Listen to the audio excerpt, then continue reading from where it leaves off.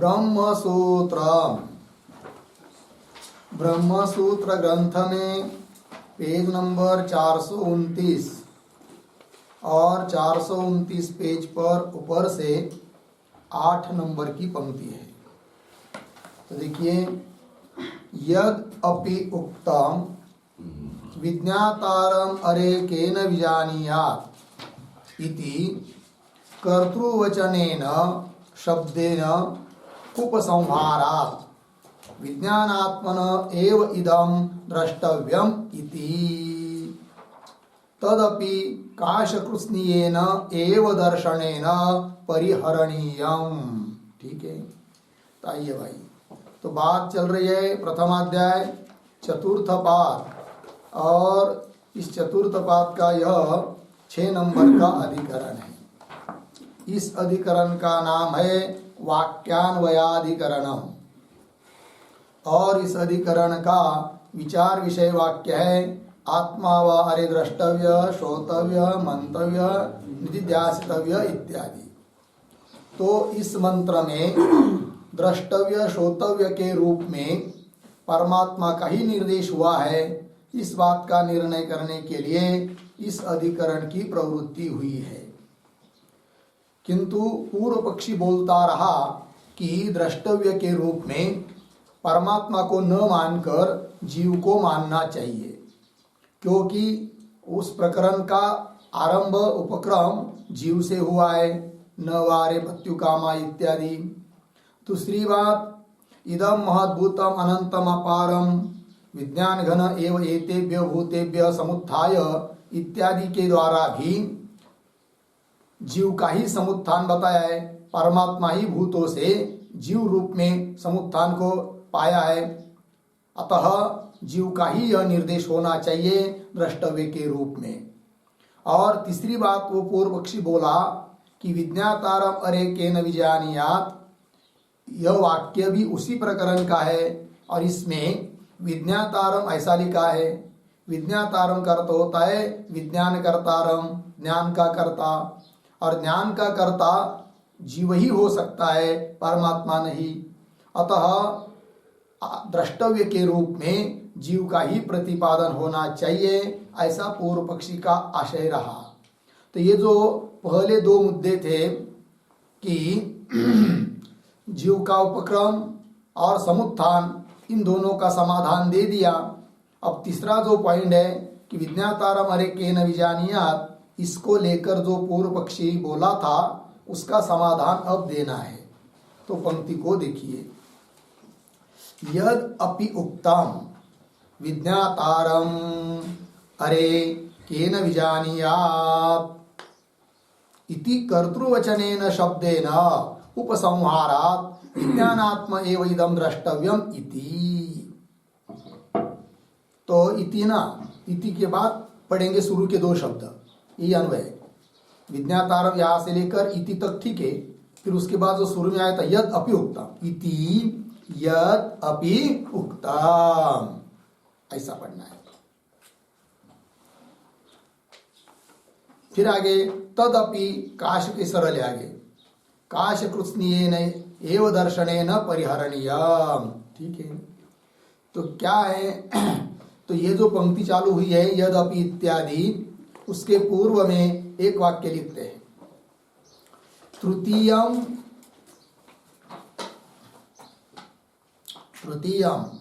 पूर्व पक्ष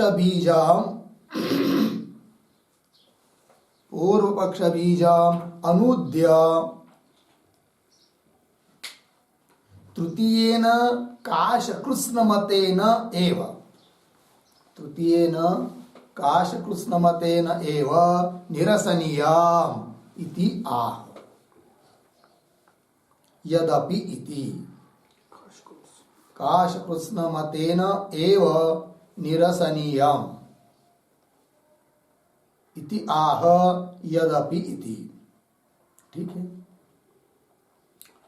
तो पूर्व पक्षी को अपनी बात रखने के लिए जो तृतीय बीज था, तीसरा हेतु था, उसका अनुवाद करके फिर उसका उत्तर तीसरा मत जो काशकृत्स्नी आचार्य का मत था केवल उस मत के द्वारा ही निराश करना है पूर्व पक्षी की शंका का। तो क्या कहा था पूर्व पक्षी, तीसरा हेतु कौन दिया था पूर्व पक्षी ने, तो वो अब बता रहे हैं। विज्ञातारम अरे केन विजानीयात् इति, इस वाक्य में कर्तृवचनेन मतलब कर्तावाचक शब्द तृच प्रत्यय हुआ है। विज्ञातारम विज्ञातृ शब्द है, द्वितीय एक वचन विज्ञातारम, तो कर्तृवाचक जो शब्द है विज्ञातारम इत्यादि में तृच प्रत्यय, तो उस शब्द से उपसंहार किया है उस प्रकरण का। विज्ञातारम अरे केन विजानीयात् इति कर्तृवचनेन शब्देन उपसंहारात्। तो विज्ञान का कर्ता, तो विज्ञान का कर्ता कौन है, जीव, अर्थात जीव से उपसंहार हुआ है, तब तो द्रष्टव्य के रूप में जीव का ही प्रतिपादन हो रहा है, ऐसा ही मानना चाहिए, ये बोला था पूर्व पक्षी।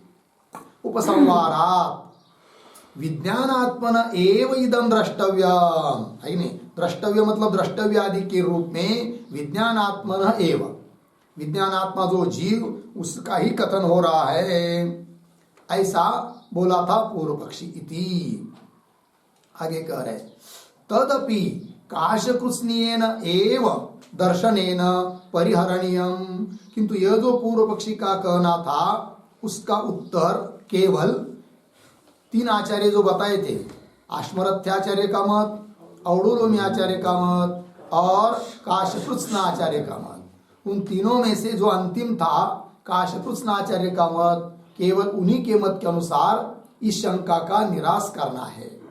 क्यों पहले दो मत को लेकर दो मतों का आधार करके उस शंका का निराकरण नहीं करना है, वो भी बताएंगे। देखिए, तदपि काशकृत्स्नेन एव दर्शनेन परिहरणीयम,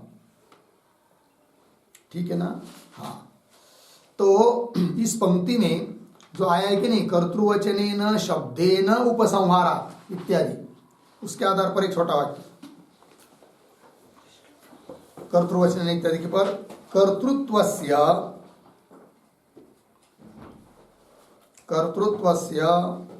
विज्ञानात्मनि एव संभवात्,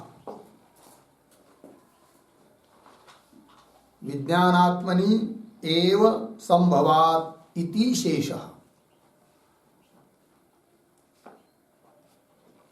संभवात् इति शेषः हो गया। मतलब क्या, कर्तृत्व, ज्ञान का कर्तृत्व केवल विज्ञानात्मा जो जीव उसमें ही संभव है, और कर्तावाचक शब्द पड़ा हुआ है उपसंहार में विज्ञातारम, अतः जीव का ही निर्देश मानना चाहिए द्रष्टव्य के रूप में, ये पूर्व पक्षी का अभिप्राय। किंतु इस पूर्व पक्षी के प्रश्न का उत्तर देना है वो केवल काशकृत्स्नीय आचार्य के मत के अनुसार ही देना है, और पहले दो मत के अनुसार नहीं देना है। क्यों भाई, तो ये जो आया है ना परिहरणीयम अंतिम में, काशकृत्स्नेन एव दर्शनेन परिहरणीयम, तो काशकृत्स्नेन एव यहाँ पर इसके आधार पर लिखते एक टिप्पणी, क्यों काशकृत्स्न आचार्य के मत के द्वारा मत को लेकर ही उत्तर देना है, दूसरे मत के द्वारा नहीं। तो लिखेंगे आद्य मत द्वये, आद्य मत द्वये कौंस में लिखिए आश्मरथ्य तथा औडुलोमी, आश्मरथ्य तथा औडुलोमी कौंस बंद।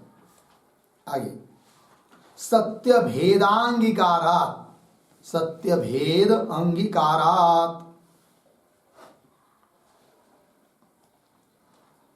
केन इति आक्षेपः, केन इति आक्षेपः न युक्तः, न युक्तः। कौंस में लिखिए भिन्नेन जीवस्थेन ईश्वरेण अवगति संभवात्, अवगति संभवात् इति शेषः कौंस बंद। आगे काशकृत्स्नस्य मते तु काशकृत्स्नस्य मते तो अत्यंत अभेद स्वीकारात्, अत्यंताभेद स्वीकारात् विज्ञानस्य कारकाभावात्, विज्ञानस्य कारकाभावात्, कौंस में लिखिए कर्तृकरणयोः अभावात्, कर्तृकरणयोः अभावात् कौंस बंद आक्षेपः युक्तः भवति,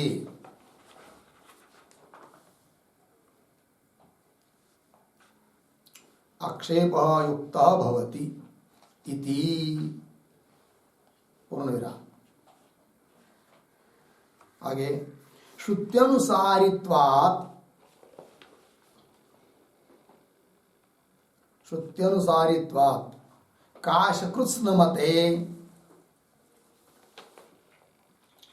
काशकृत्स्नमते जीवस्य, जीवस्य मनकल्पितम्, मनकल्पितम् भ्रांतम् विज्ञातृत्वम्, विज्ञातृत्वम् कौंस में लिखिए ज्ञातृत्वम् कौंस बंद मुक्ते ब्रह्मात्मनि, मुक्ते ब्रह्मात्मनि भूतपूर्वगत्या, भूतपूर्वगत्या तृजन्तेन, तृजन्तेन विज्ञातृत्वम् उक्तम्, विज्ञातृत्वम् उक्तम् इति परिहरणीयम्,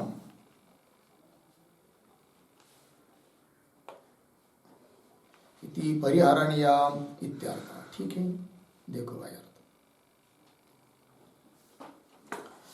आद्य क्यों केवल काशकृत्स्नाचार्य के सिद्धांत को लेकर उत्तर देना है, पहले दो मत के अनुसार नहीं, तब बता रहे आद्य द्वय मते, आद्य मत द्वय, कौन दो पहले मत, एक आश्मरत्याचार्य का मत, दूसरा औडुलोमी आचार्य का मत।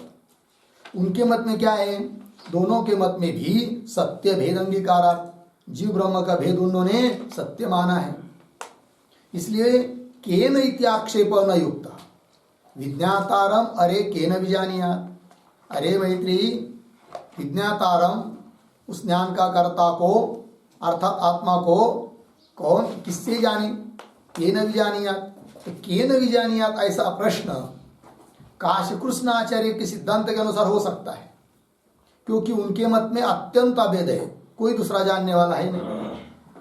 किंतु पहले दो जो आचार्य है आश्मरत्य और औडुलोमी, उनके मत में तो भेद सत्य होने के कारण जानने वाला दोनों में से कोई तो हो ही जाएगा, जीव या ईश्वर। अतः केन ऐसा आक्षेप उनके मत में युक्त नहीं है, अतः उन दोनों मतों के द्वारा इसका उत्तर नहीं दिया जा सकता।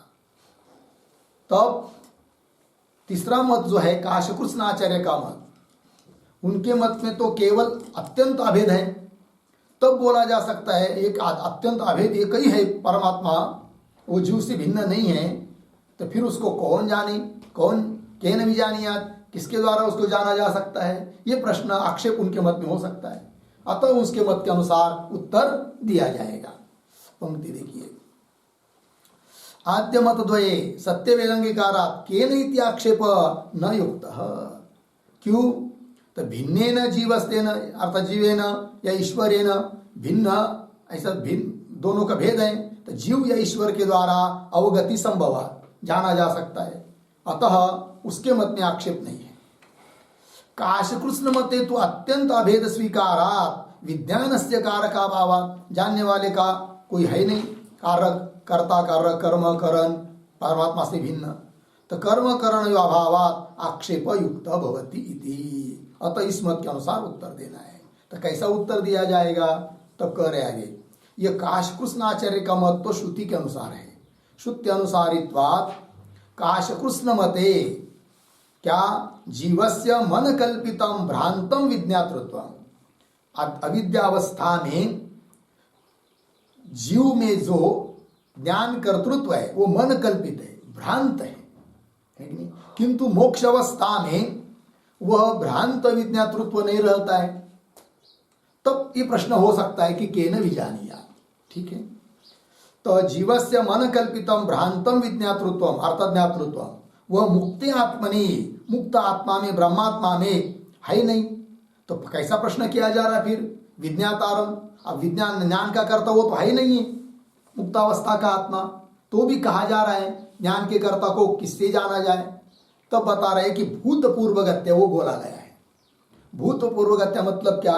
अविद्यावस्था में ज्ञान का कर्ता जीव था, भले अब वह मुक्त अवस्था में ज्ञान का कर्ता नहीं है, तो भी उस मुक्त आत्मा में ज्ञान का कर्ता कर्तृत्व अब न होने पर भी पूर्व में अविद्यावस्था में था। इसलिए कहा गया कि इस ज्ञान के कर्ता को किससे जाना जाए, ये बात है। तो भूतपूर्वगत्या तृजंतेन, तृज प्रत्यांत शब्द का प्रयोग करके विज्ञातृत्वम उक्तम इति परिहरणीय। भूतपूर्वगत्या, ये महत्व की बात है, भाष्य में सब आएगा आगे। किंतु इसी मत के अनुसार उत्तर दे सकते, ये बात बता दी यहाँ पर। आगे चलिए अब मूल में। अपि च यत्र हि द्वैतम इव भवति तद इतरः इतरं पश्यति इत्यादि। ठीक है, तो कौन बात कही जा रही है अब? अपि च इत्यादि पंक्ति के द्वारा। तो अपि के पूर्व में एक वाक्य लिखते हैं उत्तरन, किंच वाक्यस्य कौंस में लिखिए विज्ञातारम अरे के न विजानियात्, कौंस बंद। आगे पूर्वापर पर्यालोचनया, पूर्वापर पर्यालोचनया मुक्तात्म परत्वावगमात्, मुक्तात्म परत्व अवगमात् कल्पितम विज्ञातृत्वम, कल्पितम विज्ञातृत्वम एव अनुद्यते, एव अनुद्यते इति विज्ञातृत्वलिंगेन, विज्ञातृत्वलिंगेन वाक्यस्य जीवपरत्वं न युक्तम्, वाक्यस्य जीवपरत्वं न युक्तम् इति आह अपि च इति।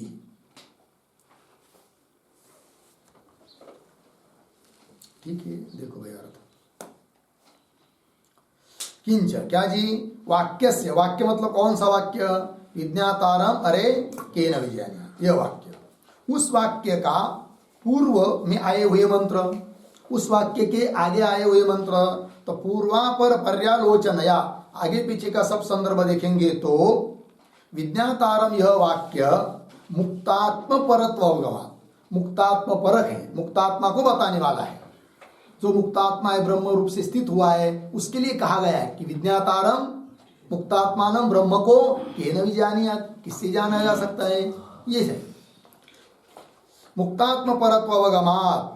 फिर कल्पितम विज्ञातृत्वम एव अनुद्यते, फिर यदि मुक्तात्म परक यह वाक्य है तो कर्तावाचक तृज प्रत्यांत शब्द का प्रयोग करके क्यों बोला गया?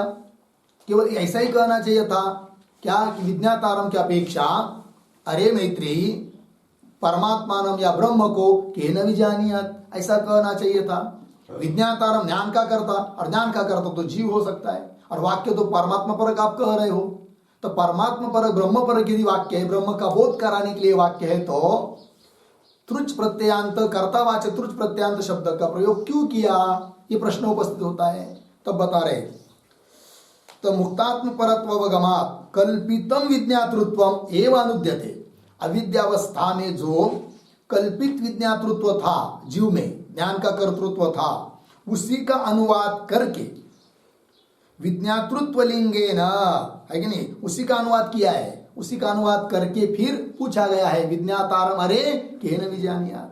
इसका मतलब यह नहीं समझना कि विज्ञातृत्व शब्द दिखाई दिया उसको लिंग बनाकर यह वाक्य जीव परक है, ऐसा अर्थ कर नहीं सकते। भले क्या कर्तृवाचक त्रुत प्रत्यांत शब्द वो आ होने पर भी उसका अनुवाद किया गया है कि नहीं, मतलब भूतपूर्व गति से वो कहा गया है, न कि जीव को किसके न विजानियात ऐसा कहने का अभिप्राय नहीं है।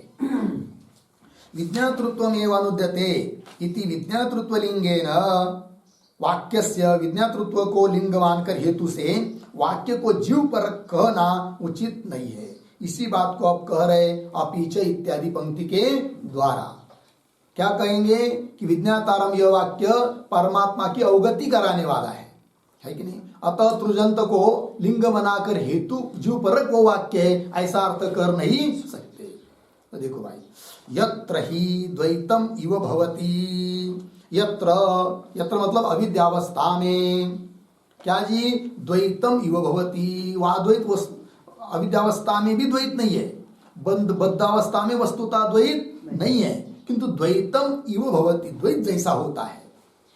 इसलिए तत् इतर इतरम पश्यति, इसलिए वहां पर इतर इतर को देखता है। कहां पर? अविद्या अवस्था में, बद्ध अवस्था में, ठीक है। यत्र ही द्वैतम इव भवति तत् इतर इतरम पश्यति इति आरभ्य, ऐसा आरंभ करके अविद्या विषये तस्य एव दर्शनादि लक्षणम विशेष विज्ञानम प्रपंच, ऐसा आरंभ करके अविद्या विषये, अविद्या काल में, अविद्या विषय में, अविद्या में ही तस्य एव जीवस्य एव दर्शनादि लक्षणम विशेष विज्ञानम, दर्शनादि लक्षण दर्शनादि स्वरूप विशेष विज्ञान का प्रपंच किया, विस्तार किया अविद्या में, अविद्या काल में, है कि नहीं। फिर उसके बाद आगे यत्र तू ज्ञान अवस्था में, है कि नहीं। तो क्या, यत्र तू अस्य सर्वम आत्मा एव अभूत तत्केन कम पश्येत इत्यादि, लग गया जी। अब देखिए, यत्र तू, यत्र तू का मतलब विद्या अवस्था में, ज्ञान अवस्था में, तो अस्य सर्वम आत्मा एव अभूत, इसके लिए तो सब क्या हो गया? आत्मा ही हो गया। अब आत्मा से अतिरिक्त कुछ रहा नहीं, द्वैत कल्पित द्वैत जैसा भी नहीं रहा, ठीक है ना। यत्र तो अस्य सर्वम आत्मा एव अभूत, आत्मा ही इसके लिए हो गया। ऐसी स्थिति में केन कम पश्येत, किसके द्वारा किसको देखा जाए, है कि नहीं। न कोई देखने वाला है, न कोई देखने का साधन है, न कोई देखने का विषय है, देखने का कर्ता नहीं, देखने का साधन के न करण नहीं, और देखने का विषय कर्म कम वो भी नहीं। के न कम पश्येत इत्यादि विद्या विषये, है कि नहीं, ज्ञान अवस्था में, विद्या काल में, मुक्त अवस्था में, तस्य एव दर्शनादि लक्षणस्य विशेष विज्ञानस्य अभावम अभिदधाति, ठीक है ना। विद्या काल में तस्य एव, तस्य जीवस्य एव, वही अजीव जो कि अज्ञान काल में इतर इतर को देख रहा था, द्वैत जैसा था, वही जब ज्ञान प्राप्त हो गया, अहम ब्रह्मास्मि स्थिति में आ गया, तो तस्य एव दर्शनादि लक्षणस्य, दर्शन आदि रूप जो विशेष विज्ञान, विशेष ज्ञान, उस विशेष विज्ञान का अभाव को बताती है कौन? श्रुति, है कि नहीं। तो अविद्या काल में एक दूसरे को देखता था क्योंकि द्वैत जैसा था, वही अब विद्या काल में आ जाता है, तब दर्शनादि जो विशेष विज्ञान का अभाव को श्रुति बताती है। किस पंक्ति के द्वारा? केन कम पश्येत यत्र त्वस्य सर्वम आत्मा एव अभूत, है कि नहीं।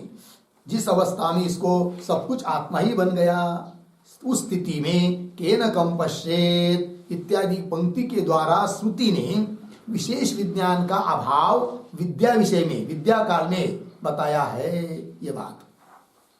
फिर आगे पुनश्च विषयाभावे अपि, आत्मानं विजानीयात् इति आशंक्य, विज्ञातारमरेकेन विजानीयात् इति आह। पुनश्च विषयाभावे अपि, पुनश्च मतलब उस विद्या काल में ही, विद्या काल में ही कोई विषय नहीं है, न कोई जानने वाला है, न जानने का साधन है, न कोई जानने का विषय है। मतलब विषय का अभाव रहने पर भी आत्मान, उस आत्म तत्व को आत्मानम विजानीयात, विशेष रूप से जाने, है कि नहीं, इति विजानीयात, विशेष रूप से उसको जानना चाहिए, इति आशंक्य, ऐसी शंका की है। और ऐसी शंका जब की है मैत्री के द्वारा, तब याज्ञवल्क्य मुनि कहते अरे उस विद्या काल में विज्ञातारम, उस ज्ञान स्वरूप आत्मा को केन विजानीयात, किसके द्वारा जाना जाए, अर्थात किसी के द्वारा जाना नहीं जा सकता, वो केवल अपने महिमा में है। किंतु यदि ऐसी बात है तो परमात्मा ही हुआ ना, उस परमात्मा को केन विजानीयात ऐसा होना चाहिए। फिर विज्ञातारम ऐसा क्यों लिखा, त्रुजंत क्यों किया, तो वो भूतपूर्व गति से बताया है, ये समझना। विज्ञातारम, अरे मतलब अविद्या काल के संस्कार को लेकर ऐसा उस आत्मा का, आत्मा जो है उसको विज्ञातारम, उस तत्व को केन विजानीयात ऐसा बताया है। इति आशंक्य विज्ञातारम अरे केन विजानीयात इति आह, लग गया। आगे ततश्च विशेष विज्ञानाभाव उपादन परत्वात् वाक्यस्य विज्ञान धातु एव केवलः सन भूतपूर्वगत्या कर्तृवचनेन त्रुचा निर्दिष्ट इति गम्यते। ठीक है, अब सब उपसंहार कर रहे, मिला रहे हैं, तो शब्दों का थोड़ा अन्वय करते। ततः से लेकर गम्यते तक जो वाक्य पढ़ा हूं मैं, ततश्च,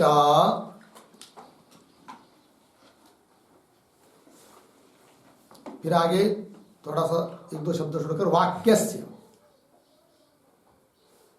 पीछे विशेष विज्ञान अभाव उपादन परत्वात्,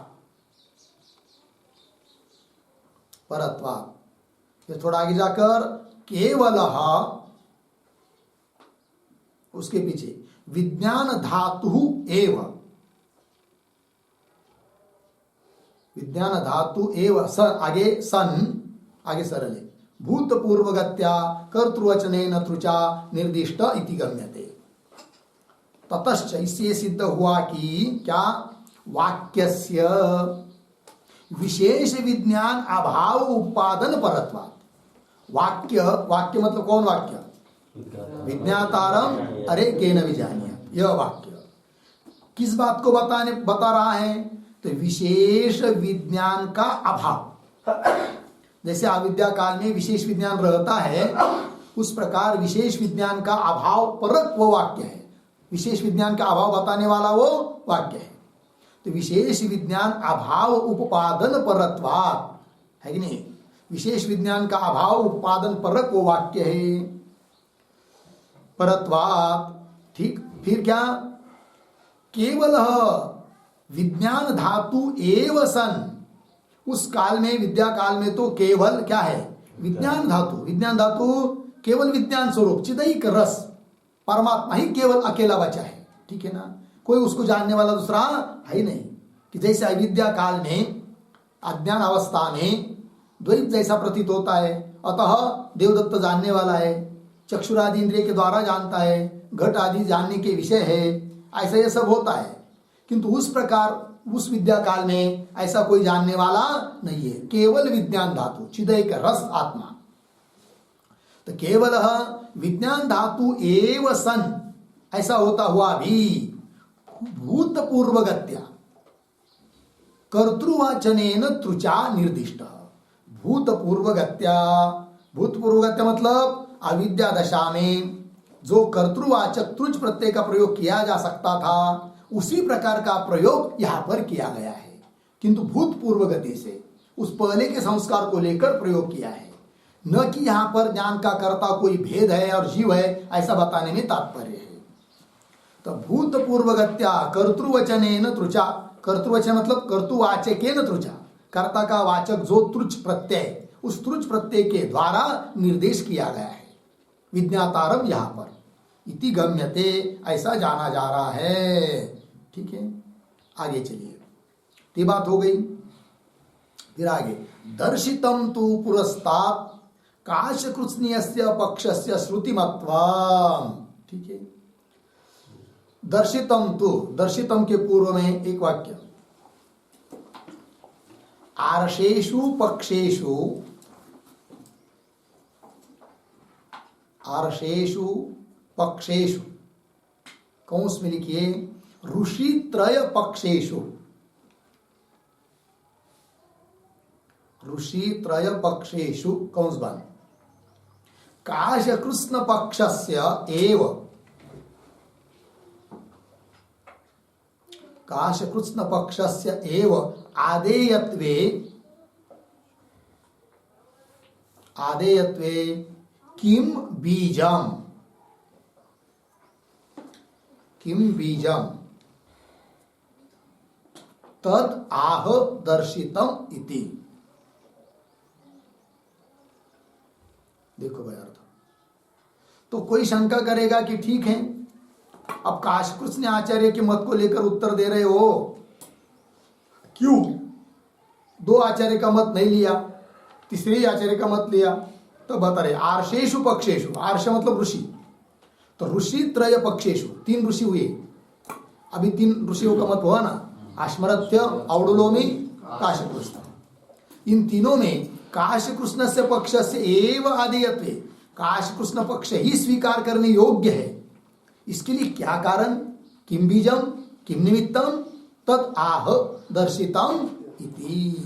देखो भाई, दर्शितम तु पुरस्तात् काशकृत्स्नीयस्य पक्षस्य श्रुतिमत्वम्। ठीक है ना, थोड़ा अन्वय, पुरस्तात् तु पीछे, दर्शितम आगे, काशकृत्स्नीयस्य पक्षस्य श्रुतिमत्वम्। देखो भाई, पुरस्तात् पूर्व में यह बात दिखा चुके, हम बता चुके हैं क्या कि काशकृत्स्नी आचार्य का मत पक्ष श्रुति सम्मत है, इसलिए उनका मत ही स्वीकार्य है, ग्रहण करने योग्य है। ठीक है, आगे, अतः अतश्च विज्ञानात्म परात्मनोः अविद्या प्रत्युपस्थापित नाम रूप रचित देहादि उपाधि निमित्त भेद न पारमार्थिक इति एष अर्थः सर्वैः वेदांतवादिभिः अभ्युपगंतव्यः। ठीक है, देखो सरल है पंक्ति, अतश्च, अतः के पूर्व में एक वाक्य, काशकृत्स्न मतस्य, काशकृत्स्न मतस्य श्रुतिमत्वे, श्रुतिमत्वे फलितम उपसंवरति, फलितम उपसंवरति अतः इति। ठीक है, देखो भाई, काशकृत्स्न मतस्य श्रुतिमत्वे, काशकृत्स्न आचार्य का मत श्रुति सम्मत है, ऐसा मानने से क्या सिद्ध हुआ, फलित क्या निकलता है? तब उसका उपसंहार करते हुए कह रहे अतश्च। अतः मतलब क्या? अतः शब्द का अर्थ लिखिए, अतः बराबर, अतश्च बराबर श्रुतिमत्वाच्च, श्रुतिमत्वाच्च। ठीक है, ये श्रुति सम्मत मत होने के कारण क्या जी? पंक्ति देखिए, विज्ञानात्म परात्मनोः, विज्ञानात्मा जीवात्मा, परात्मा परमात्मा ब्रह्म, इन दोनों का जो भेद, आगे आ रहा है ना भेद शब्द, किंतु उस भेद का एक विशेषण दे रहे बीच में, किंतु इन दोनों का जो भेद, कैसा है वो भेद? अविद्या प्रत्युपस्थापित नाम रूप रचित देहादि उपाधि निमित्त भेद। ठीक है ना, अविद्या के द्वारा उपस्थापित, अविद्या के द्वारा बनाया गया, रचाया गया जो नाम रूप और उस नाम रूप से युक्त, नाम रूप से रचित जो देहादि, उस देहादि रूप उपाधि के निमित्त से है कौन? भेद। किनका? जीव और परमात्मा। हाँ, विज्ञानात्मा परमात्मनो हो भेद, अविद्या के द्वारा रचित है, अविद्या के कारण है, अविद्या से जन्य जो देहादिक उनके निमित्त से है भेद। भेद, किंतु वो भेद कैसा नहीं है? कैसा है? तो भेद न पारमार्थिक, पारमार्थिक भेद नहीं है, वास्तविक भेद नहीं है, भेद सत्य नहीं है, अर्थात भेद कल्पित है उपाधिकृत होने से। ठीक है, तो भेद न पारमार्थिक इति एष अर्थ, यह जो अर्थ है कि भेद पारमार्थिक नहीं है, इति एष अर्थ सर्वैः वेदांतवादी भी अभ्युपगंतव्य, यही अर्थ सभी वेदांतवादियों ने स्वीकार करना चाहिए।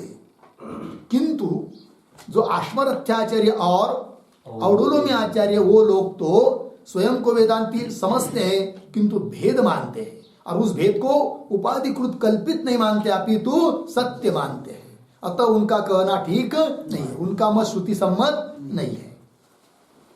किंतु काश कृष्ण आचार्य का मत तो श्रुति सम्मत है। वही करे सर्वै वेदांतवादी भी अभ्युपगंतव्य। लग गया? आगे चलिए। सदैव सौम्यदम अग्रासीत। अब बहुत श्रुतियों का उद्धरण करके प्रमाण दे रहे। किस बात के लिए? तो सदैव इत्यादि जो पंक्ति अब आगे पढ़ रहा हूं उसके पूर्व में एक वाक्य लिखेंगे तो दोनों की संगति लग जाती है। लिखते हैं काश कृष्णवतस्य, काश कृष्णमतस्य श्रुतिमत्वे अपि, श्रुतिमत्वे अपि पुनः श्रुति स्मृतिमत्वम आह, श्रुति स्मृतिमत्वम आह सदैव इति। ठीक, आइए। तो काश कृष्ण आचार्य का मत श्रुतिमत्व, श्रुति सम्मत है, तो भी पुनः उस मत के लिए वह मत श्रुति स्मृति से सम्मत ही है, इस बात को और स्पष्ट होने के लिए श्रुति स्मृति का प्रमाण दे रहे हैं। ठीक है, सदैव इत्यादि पंक्ति से। तो देखो भाई, सदैव सौम्यदम अग्रासीत एकमेव अद्वितीयम, है कि नहीं? हे सौम्य, इदम अग्रे एकम एव अद्वितीयम सत एव आसीत, ऐसा है। हे सौम्य, इदम अग्रे एकम एव अद्वितीयम सदैव आसीत। छांदोग्य उपनिषद। हे सौम्य, इदम, ये समस्त जगत, अग्रे उत्पन्न होने के पहले, एकम एव, एकमात्र अद्वितीय सत्स्वरूप ब्रह्म ही था। ठीक, अर्थात अत्यंत अभेद बताया। ठीक, और आगे आत्मा एव इदम सर्वम, इदम सर्वम आत्मा एव, ये सब कुछ आत्मा ही है। ठीक है, और प्रमाण दे रहे, दो प्रमाण छांदोग्य उपनिषद के लिए। अब मुंडक उपनिषद, ब्रह्म एव इदम सर्वम, इदम सर्वम ब्रह्म एव, यह सब कुछ ब्रह्म ही है। और आगे करे इदम सर्वम यदयम आत्मा, है कि नहीं? इदम यद सर्वम अयम आत्मा, यह सब कुछ जो भी प्रतीत हो रहा है वो सब क्या है? आत्मा ही है। ये बृहदारण्यक उपनिषद हुआ भाई।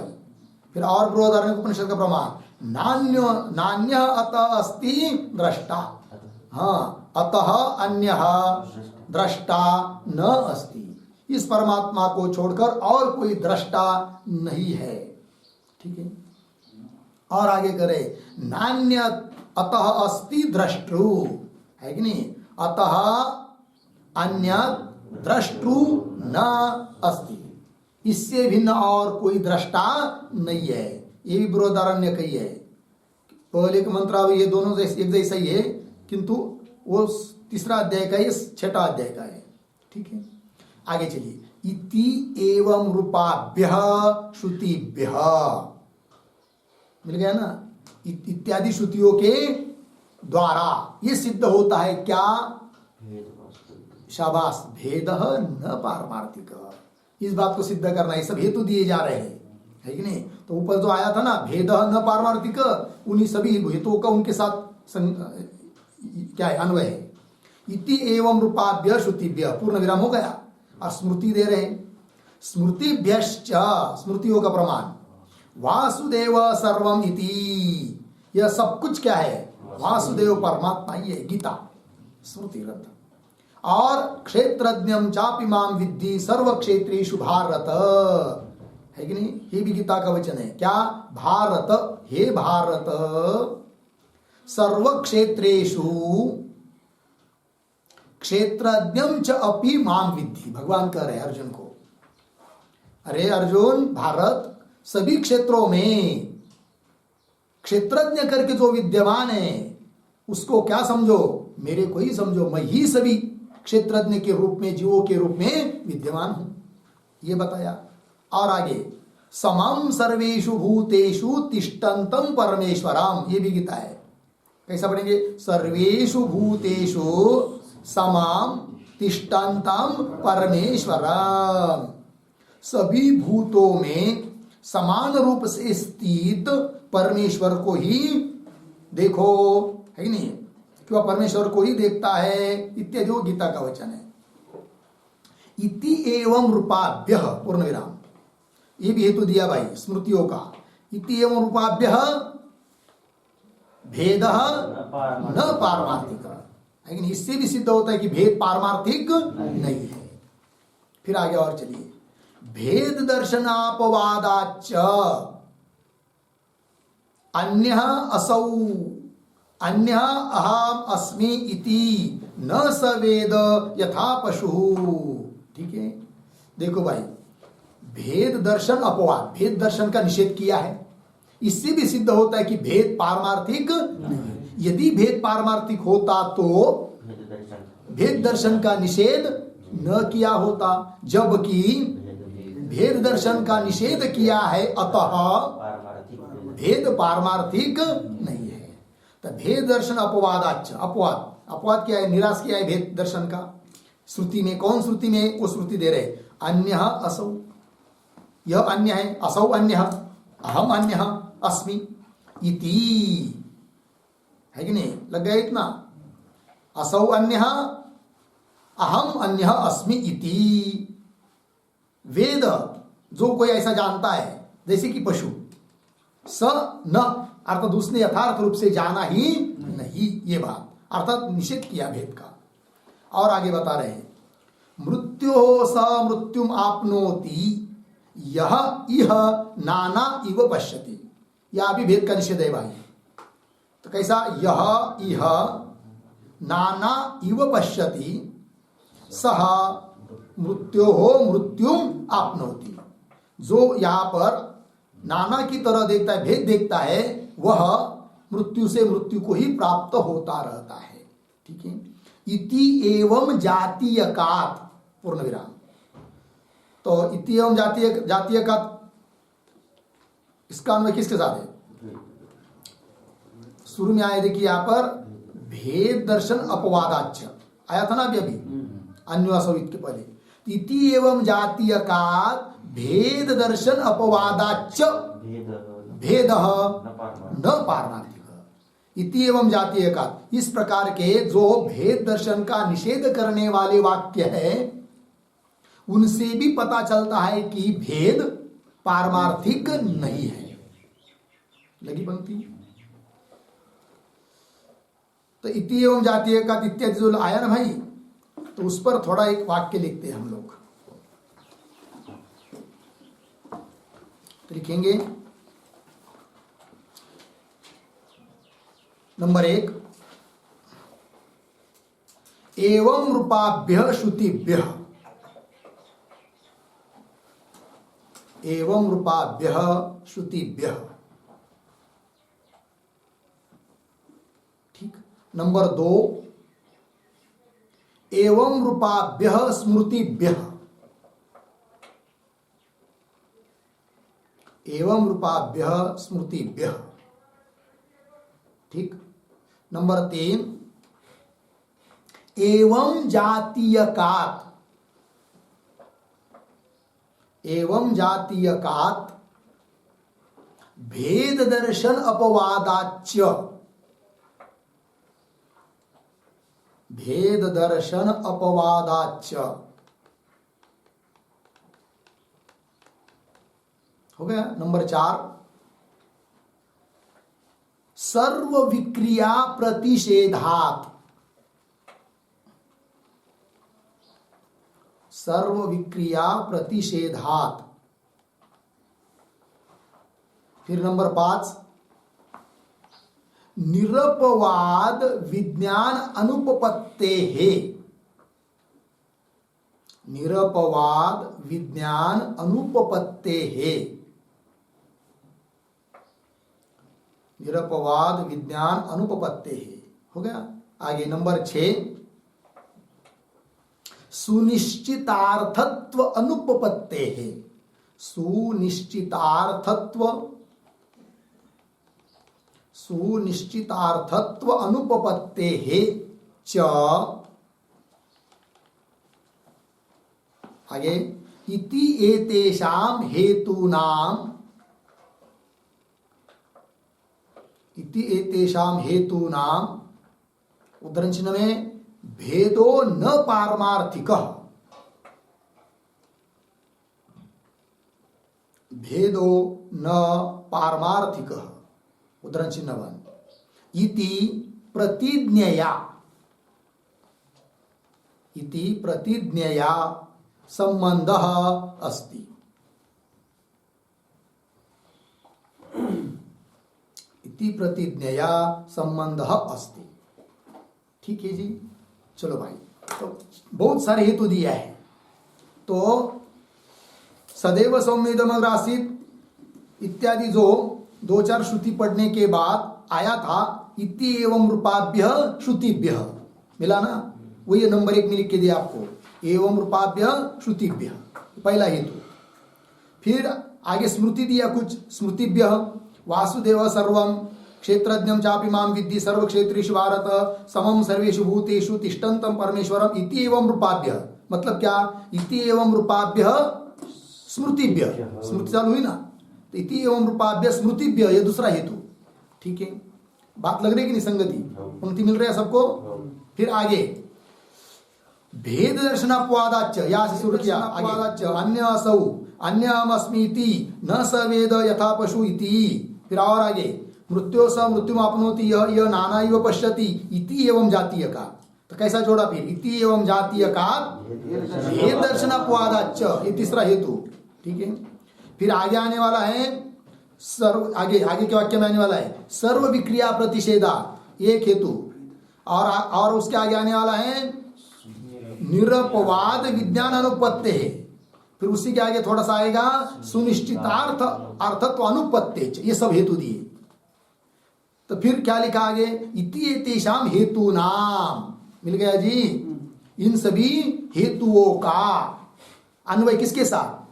भेदो न पारमार्थिक।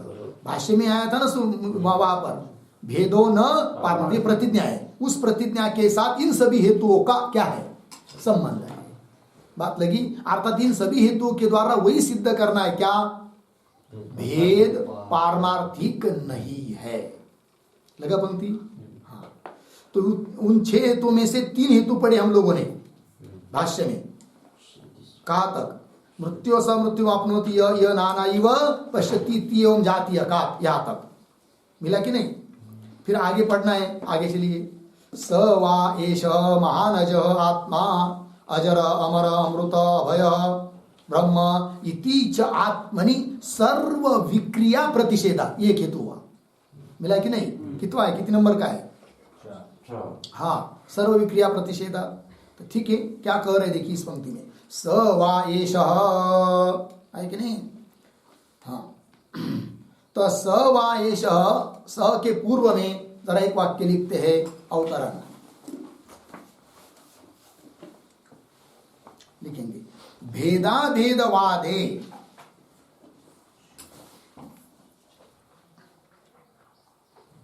भेदा भेदवादे अपि सर्वम एतत् अभेदांशात् अभेदांशात युक्तम युक्तम इति आशंक्य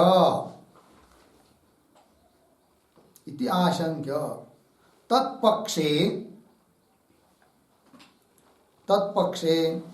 जीवस्य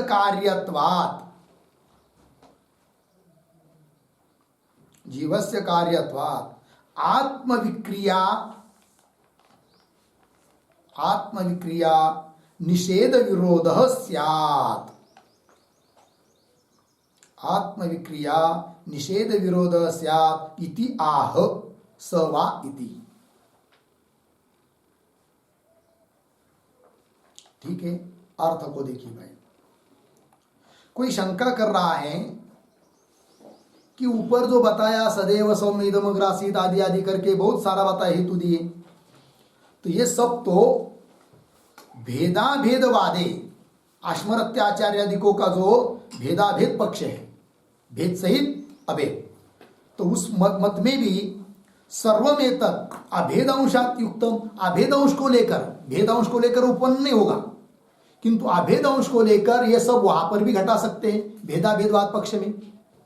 ऐसी कोई यदि शंका करता है तो उसका उत्तर देना है अभेदांशात युक्तम इति आशंक्य, तब करे तत्पक्षे, उस भेदाभेद पक्ष में जीवस्य कार्यत्वात्, वह जीव कार्य है, परमात्मा कारण है, और कार्य होने के कारण आत्मविक्रिया निषेध विरोध, आत्मा में क्रिया का जो निषेध किया जा रहा है अब सवा इत्यादि पंक्ति से, वह निषेध वह नहीं कर सकते भेदाभेदवादी, क्योंकि उन्होंने जीव को क्या माना है, कार्य माना है। कार्य माना है तो जरूर वो क्रिया वाला होगा, उत्पत्ति आदि क्रिया उसमें हो गई, तो उसमें क्रिया का निषेध नहीं कर सकते, अतः उस पक्ष में सब घटा नहीं सकते।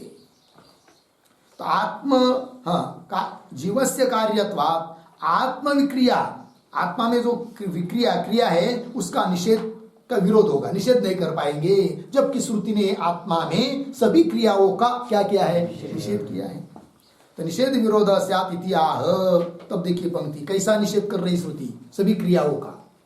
स वा एष महान अज आत्मा, स वा एष वही यह आत्मा महान है, व्यापक है, अज आत्मा, अज जन्म रहित है, जन्म रहित यह आत्मा, पुनः कैसा है, अजरह जरा रहित है, अमरह मरण रहित है कि नहीं, अमृतः वही मरण रहित है, और अभय भय रहित है, ब्रह्म वो ब्रह्म ही है, इति च आत्मनि, आत्मा में सर्व विक्रिया प्रतिषेधात्, सभी क्रियाओं का क्या किया है, निषेध किया है, और भेदाभेदवादी में ये संगत नहीं बैठेगा। अतः अभेदांश को लेकर हम सब घटाएंगे ऐसा वो नहीं कह सकते, एक बात वो हो गई। दूसरी बात सर्व विक्रिया प्रतिषेधात्, ये कह दिया, इससे भी सिद्ध होता है कि क्या भेद पारमार्थिक नहीं है। यदि पारमार्थिक भेद होता तो उस आत्मा में क्रिया रहती है, ब्रह्म में क्रिया नहीं है, और ब्रह्म के साथ जीव का हमेशा भेद है, अतः उसमें क्रिया का निषेध है, ठीक है ना। अतः भेद जो है वो पारमार्थिक नहीं है, ठीक है। आगे चलिए, सर्व विक्रिया प्रतिषेधात्, आगे आया अन्यथा च मुमुक्षुनाम निरपवाद विज्ञान अनुपपत्ते है सुनिश्चितार्थत्व अनुपपत्तेश्च, ठीक है। अन्यथा, अन्यथा का अर्थ क्या होगा, है कि नहीं, पीछे क्या आया है, आत्मनि सर्व विक्रिया प्रतिषेधात्, आगे आया अन्यथा, अन्यथा मतलब आत्मा में क्रिया मानेंगे, हाँ, आत्मा में यदि क्रिया मानोगे अर्थात भेद को सत्य मानोगे तब क्या होगा वो बता रहे आगे। अतः अन्यथा शब्द के ऊपर लिखिए थोड़ा,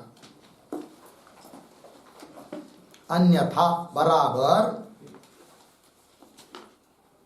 अन्यथा बराबर आत्मनि सर्व विक्रिया, आत्मनि सर्व विक्रिया प्रतिषेध अनंगीकारे,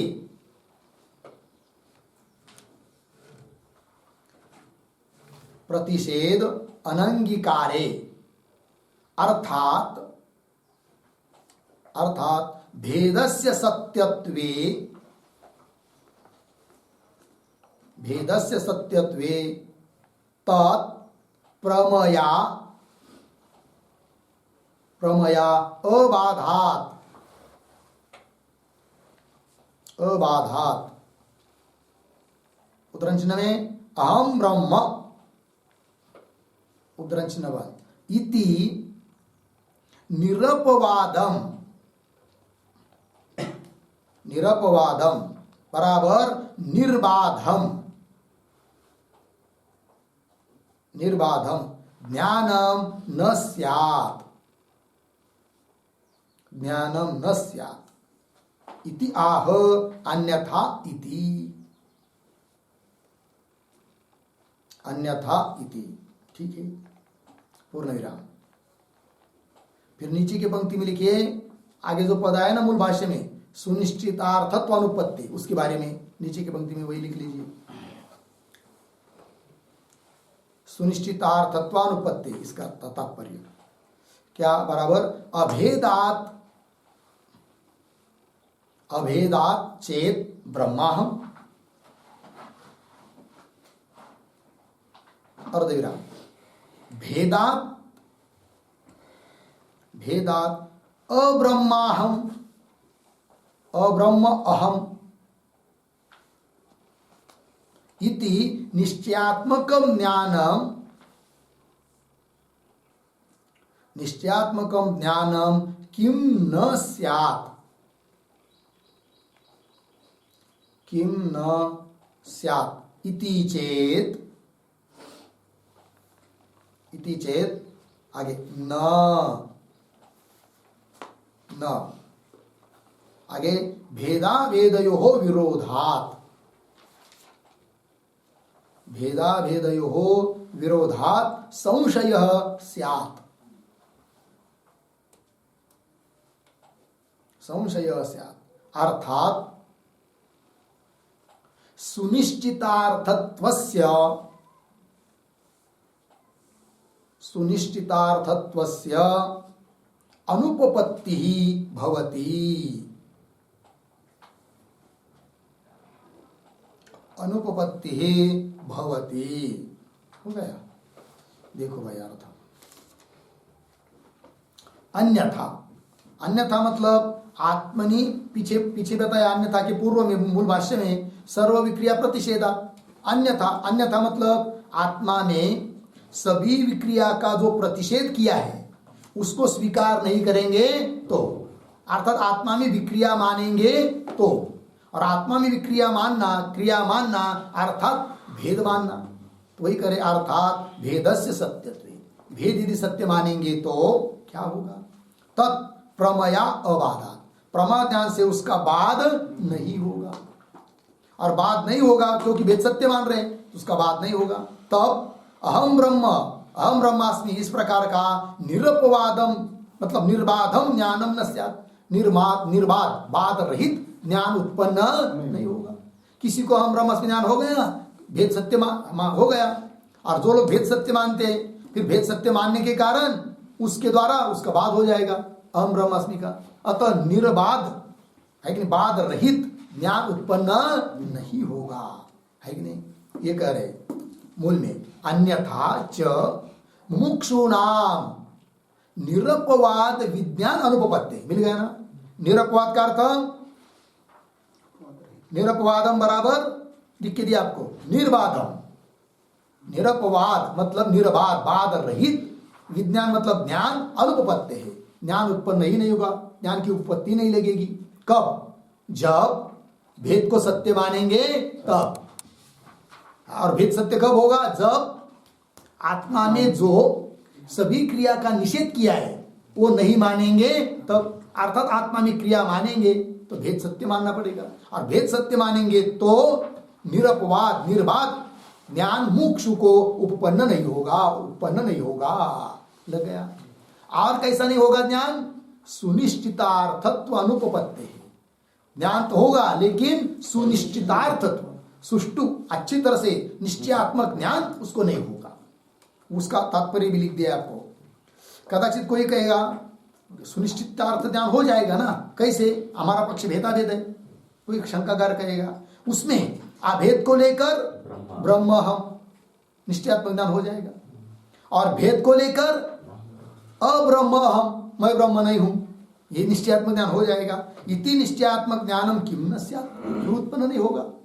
ऐसी कौन क्या करेगा? कोई शंका करेगा। इति चेत, तो उसको करे न, अरे भाई ऐसा नहीं होगा।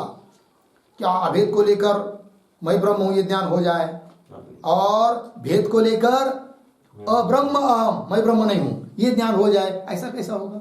ठीक है ना, वही करे न। क्यों? भेदा भेदयो विरोधा, भेद और अभेद इन दोनों में क्या है? विरोध है। फिर क्या होगा? भेदा भेद में विरोध होने से संशय होगा, निश्चयात्मक ज्ञान नहीं होगा, है कि नहीं? कि अभेद को लेकर मैं ब्रह्म हूं ज्ञान हो जाए, भेद को लेकर मैं ब्रह्म हूं ये ज्ञान, ऐसा नहीं होगा।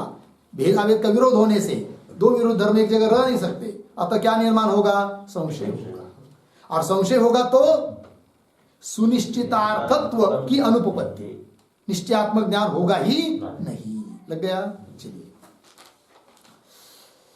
अन्यथा च मुमुक्षुणा निरपवाद विज्ञान अनुपत्ते सुनिश्चितार्थत्व अनुपत्तेश्च, इन सब हेतुओं से क्या सिद्ध होता है? भेद पारमार्थिक न, लेकिन 6 हेतु बताए, ठीक है ना। भेद पारमार्थिक नहीं, वास्तविक नहीं है, ठीक है ना। अब कोई कहेगा कि भले सुनिश्चितार्थ ज्ञान उत्पन्न न हो, किंतु ज्ञान तो उत्पन्न हो जाएगा ना, तो उससे मुमुक्षु का काम चल जाएगा। क्या जरूरत है कि निश्चयात्मक ही ज्ञान उत्पन्न हो, है कि नहीं? आगे करें, निरपवादम ही विज्ञानम, मिल गए पंक्ति। तो आगे की जो पंक्ति है ना, निरपवादम इत्यादि, उसके पूर्व में एक वाक्य लिखते हैं, ज्ञानम सिद्ध्यति चेत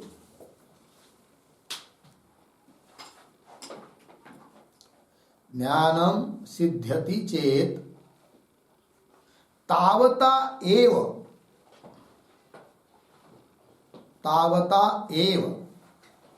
पुमर्थ सिद्धौ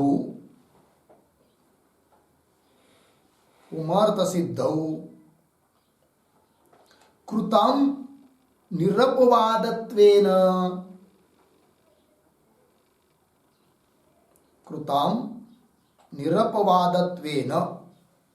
इति आशंक्य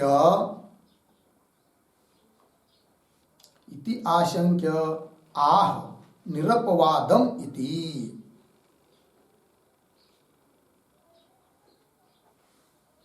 हो गया जी? चलो भाई,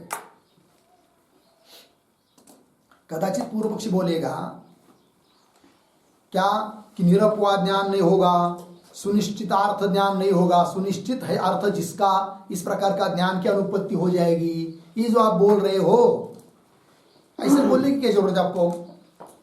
भेदाभेद पक्ष हमारा, किंतु भले वह ज्ञान निरपवाद निर्बाध ज्ञान नहीं उत्पन्न हो रहा है, ठीक है, कोई बात नहीं।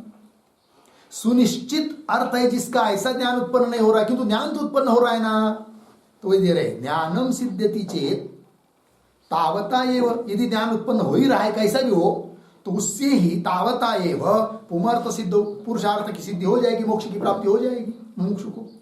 कृतम निरपवादत्वेन, वो ज्ञान निर्बाध ही चाहिए, सुनिश्चितार्थ वाला ही चाहिए, ऐसा कहने की जरूरत क्या है?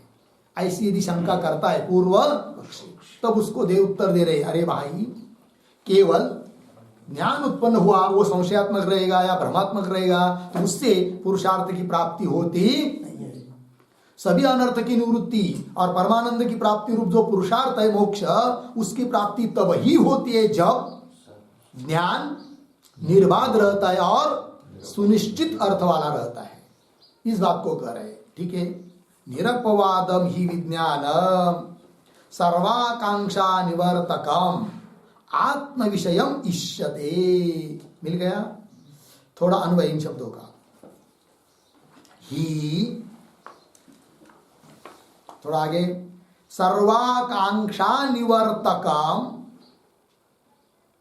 शुरू में निरपवादम, आगे आत्म विषयम, पीछे विज्ञानम इष्यते। ठीक है, देखो भाई अर्थ ही, क्योंकि भाई सर्वाकांक्षा निवर्तकम ये विशेषण है विज्ञानम का, और कैसा? सभी आकांक्षा का निवर्तक, निरपवादम निर्बाधम, जिसका पुनः बाद नहीं होता है, उस ज्ञान से सब दुनिया के ज्ञान का बाद होता है, किंतु उसका बाद नहीं होता है। निरपवादम कैसा ज्ञान है वो? आत्म विषयम विज्ञानम, आत्मा है विषय जिसका, ऐसा वो क्या है? विज्ञान, विशेष ज्ञान, अहम ब्रह्मास्मि। ठीक है ना? तो उस विज्ञान के सब विशेषण है भाई। सर्वाकांक्षा निवर्तकम, निरपवादम, आत्म विषयम विज्ञानम। ठीक है ना? क्या? ईश्वर है। यही ज्ञान यहाँ पर इष्ट है, अभिप्रेत है कि नहीं? यदि केवल संशयादि रूप ज्ञान रहेगा तो वह सभी आकांक्षा का निवृत्ति नहीं करेगा। ठीक है ना? वही कह रहे आगे मुंडक उपनिषद का प्रमाण देकर, वेदांत विज्ञान सुनिश्चितार्था इति च श्रुते है कि नहीं? वेदांत विज्ञान, वेदांत के द्वारा जो ज्ञान है कि नहीं, वह ज्ञान, उस ज्ञान को सुनिश्चित किया है जिन्होंने, निश्चित रूप से ज्ञान हुआ है जिनको, ऐसा वेदांत विज्ञान सुनिश्चितार्था। ठीक है ना? ये भी प्रमाण दे दिया कि जिन्होंने वेदांत विज्ञान से, वेदांत पढ़ने से ज्ञेय अर्थ की अर्थ का अच्छी प्रकार निश्चय कर लिया है, सुनिश्चितार्था पुरुषा, है कि नहीं? वेदांत विज्ञान से ज्ञेय जो अर्थ है, जानने योग्य अर्थ जो परमात्मा, उसके बारे में अच्छी प्रकार का निश्चय किया है जिन्होंने, उनको कहते हैं वेदांत विज्ञान सुनिश्चितार्था, अर्थात निश्चयात्मक ज्ञान ही आवश्यक है। इति स्तुते है। और आगे बता रहे, तत्र को मोह क शोक एकत्वम अनुपश्यत, है कि नहीं? तत्र एकत्वम अनुपश्यत, कह मोह कह शोक, उस एक ब्रह्म तत्व को देखने वाले के लिए कौन सा मोह और कौन सा शोक? कोई शोक नहीं, कोई मोह नहीं। इति फिर आगे और करे, स्थित प्रज्ञ लक्षण स्मृतेश्च। ठीक है ना? तो ये जो स्थित प्रज्ञ लक्षण स्मृतेश्च मतलब गीता दूसरा अध्याय, बहुत सारे श्लोक है। स्थित प्रज्ञ से कहा भाषा, इस प्रश्न का उत्तर देते समय तस्य प्रज्ञा प्रतिष्ठिता इत्यादि सब कहा है वहां पर। तो स्थित प्रज्ञ के लक्षण बताने वाले स्मृति वाक्यों को भी यहाँ पर प्रमाण समझना चाहिए। किस बात के लिए? तो ये जो पंक्ति है ना, स्थित प्रज्ञ इत्यादि, उसके पूर्व में एक वाक्य लिखते हैं, उद्धरण चिन्ह में, अहम ब्रह्म, उद्धरण चिन्ह बाद, इति अहम ब्रह्म इति अबाधित निश्चयस्य एव, अबाधित निश्चयस्य एव शोकादि निवर्तकत्वम, शोकादि निवर्तकत्वम इत्यत्र स्मृतिम अपि आह, स्मृतिम अपि आह स्थित इति। ठीक है, देखो भाई, अहम ब्रह्म इति अबाधित निश्चयस्य, मैं ब्रह्म हूं, इस प्रकार अबाधित निश्चय रहेगा तभी क्या? शोकादि की निवृत्ति होगी। तो शोकादि जो अनर्थ है उसका निवर्तकत्व अबाधित निश्चयात्मक ज्ञान में ही है। यदि ज्ञान में कोई संशय रहेगा, मैं ब्रह्म हूं, हाँ मैं ब्रह्म हूं, लेकिन हो सकता है नहीं हो सकता है, ऐसा संशयात्मक ज्ञान रहेगा, तो उससे क्या? शोकादि की निवृत्ति होती नहीं है। तो अबाधित निश्चय से शोकादि निवर्तकत्व इत्यत्र स्मृतिम अपि आह, स्मृति का प्रमाण दे दिया। ठीक है ना? चलिए भाई,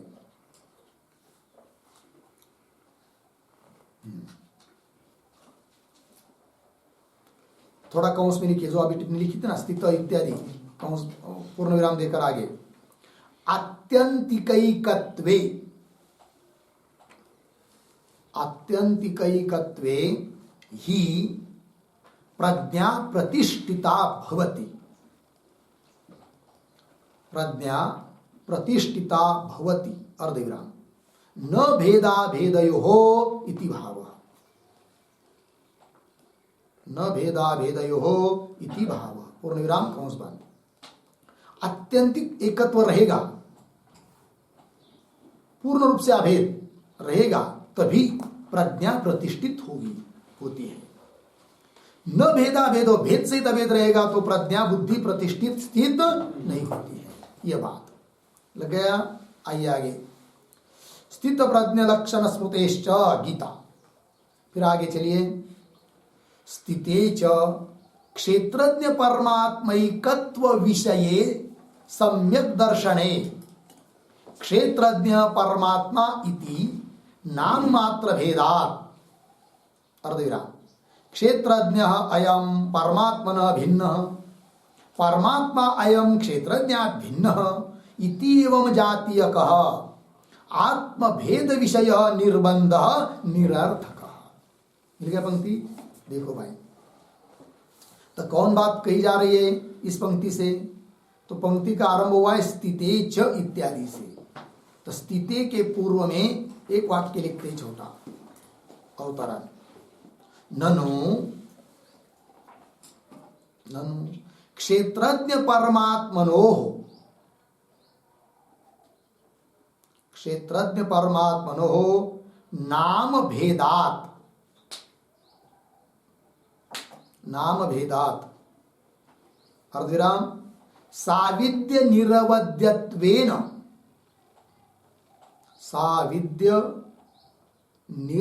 निरविद्यत्वेन रूप भेदाच्च, रूप भेदाच्च घटपटादिवत्, घटपटादिवत् स्वतः भेद एष्टव्य, स्वतः भेद एष्टव्य इति आशंक्य आह, इति आशंक्य आह स्थिते इति। ठीक, देखो भाई, कुछ लोग क्या कहते हैं कि जीव और परमात्मा का वास्तव भेद मानते हैं, किंतु उनका वास्तव भेद मानना निरर्थक है। वही करे, ननु क्षेत्रज्ञ परमात्मनो हो, शंकाकार बोलता है क्षेत्रज्ञ जीव और परमात्मा इन दोनों का नाम भेदात, नाम भिन्न भिन्न है उनका, और रूप भेदात, रूप भी भिन्न भिन्न है। क्या रूप भिन्न भिन्न है? एक है साविद्य, एक है निरविद्य। साविद्य मतलब अविद्या से युक्त, कौन? जीव। और निरविद्य मतलब अविद्या से रहित, कौन? परमात्मा। अविद्या से रहित है कि नहीं? और साविद्य निरविद्य को लेकर रूप का भी भेद है। किन के रूप का? जीवात्मा और परमात्मा, इनके रूप का भेद है, नाम का भेद है कि नहीं? रूप भेदाच घटपटादिवत स्वतः भेद एष्टव्य। जैसे घट और पट का भेद कैसा है? स्वतः मतलब स्वभावतः भेद है। क्यों? दोनों का नाम भिन्न भिन्न है, घट ये नाम, पट ये नाम। दोनों का रूप भिन्न है, घट कंबुग्रीवादिमान गोल है, पट उसका अलग आकार है, तो रूप का भिन्न भेद है, नाम का भेद है। अतः उन दोनों का जैसा स्वतः भेद है वैसा जीव और परमात्मा का स्वतः भेद मानना चाहिए। इति आशंक्य, ऐसी कोई शंका करता है तो उसका उत्तर दे रहे क्या? इस प्रकार का स्वाभाविक भेद मानना उचित नहीं है, क्योंकि सभी जगह सब बहुत सारे प्रमाण देकर कह दिया है कि भेद न पारमार्थिक। इतने के बावजूद भी यदि कोई स्वभावतः भेद मानता है जीव और ईश्वर में, तो उसका वो भेद मानना निरर्थक है। पंक्ति देखिए, स्थिते च क्षेत्रज्ञ परमात्मैकत्व विषये सम्यक दर्शने क्षेत्रज्ञ परमात्मा इति नाम मात्र भेदात् क्षेत्रज्ञ अयम परमात्मनः भिन्नः परमात्मा अयम क्षेत्रज्ञात् भिन्न इति एवं जातीयकः। लग गया ना? आत्मभेद विषय निर्बंध निरर्थक। ठीक, थोड़ा अन्वय करते शब्दों का, एक शब्द छोड़कर आगे च, आगे पढ़ते जाएंगे। च क्षेत्रज्ञ परमात्मैकत्व विषये सम्यक दर्शने।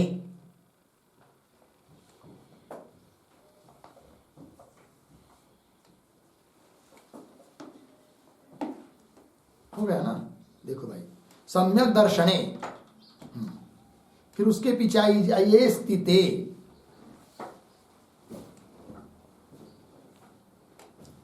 मिल रहा है ना अन्वय? सबसे शुरू से क्या पढ़े? एक शब्द छोड़कर च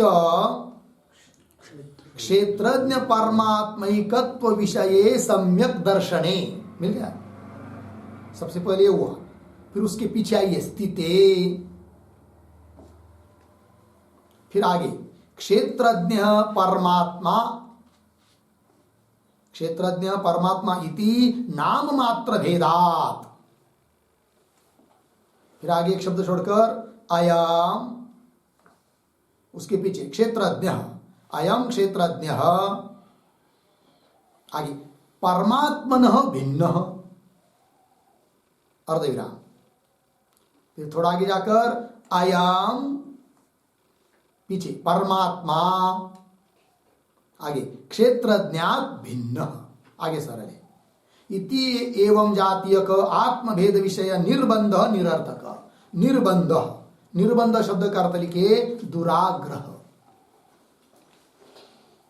निर्बंध मतलब दुराग्रह, ठीक है। आइए भाई अर्थ लिख लेते हैं, अर्थ समझ लेते हैं।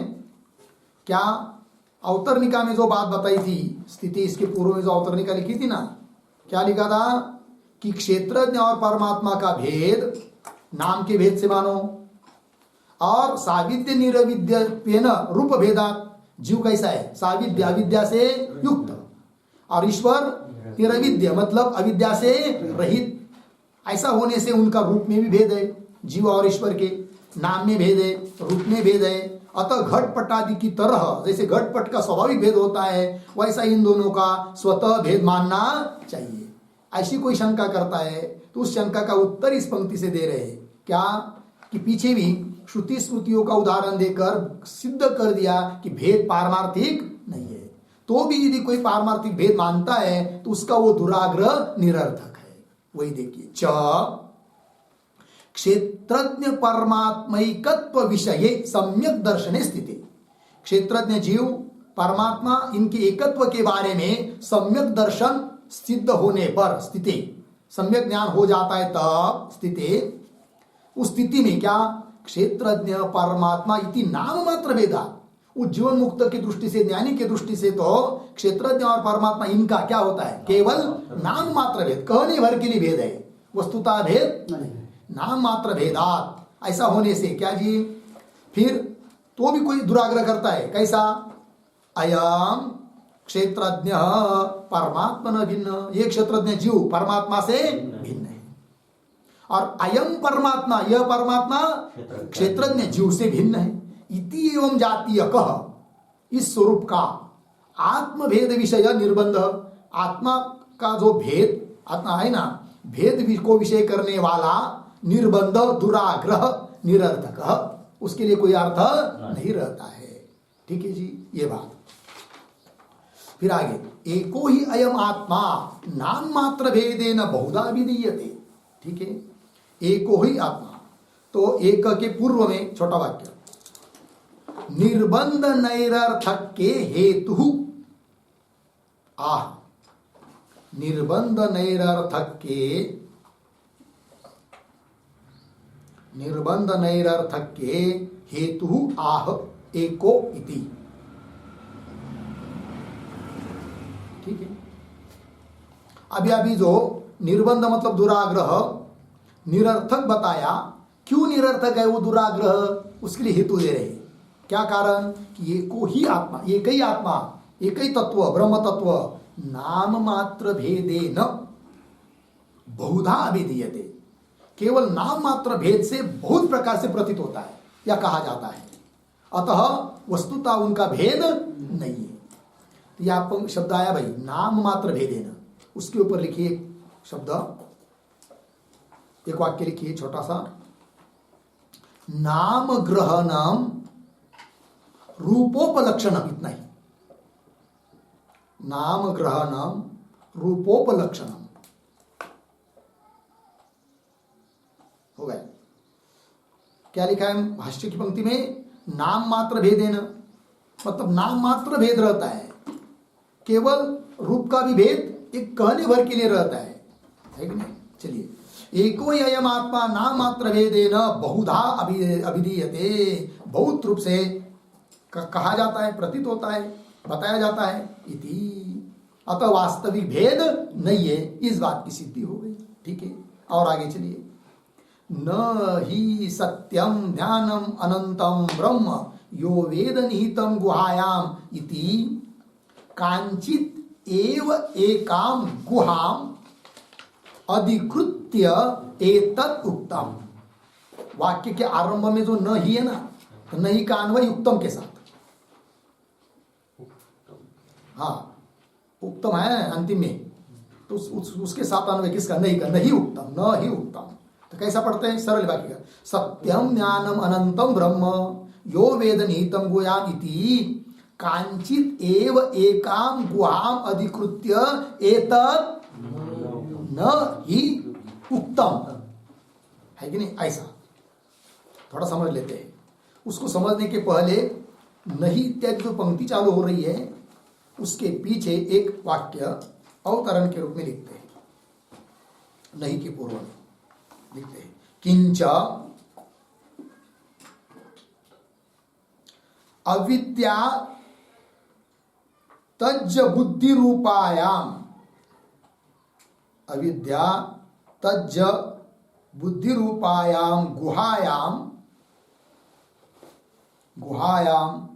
स्थितः ब्रह्म एव, स्थितः ब्रह्म एव जीवः भवति,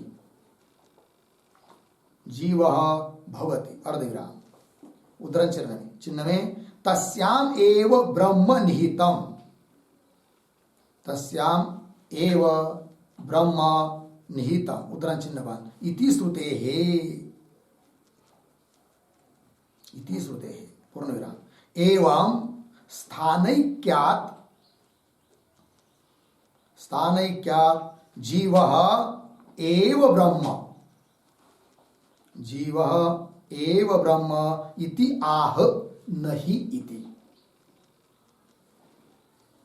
ठीक है, देखो भाई अर्थ।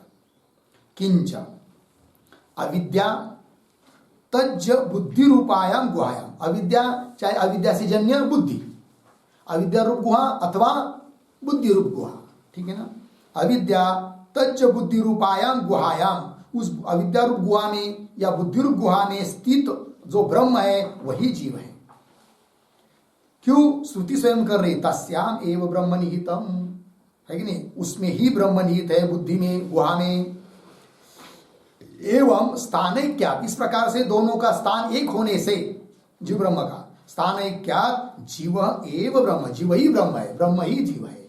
इति आह, इस बात को कह रहे नहीं इत्यादि पंक्ति से। तो पंक्ति को पढ़ते हैं अन्वय के अनुसार। क्या? तो सत्यम ज्ञानम अनंतम ब्रह्म, सत्य स्वरूप, ज्ञान स्वरूप, अनंत स्वरूप ब्रह्म है। और उस ब्रह्म को क्या? गुहायाम निहितम यह वेद, वह ब्रह्म गुहा में निहित है, स्थित है। इस प्रकार से जो जानता है वही सच कुछ जानता है।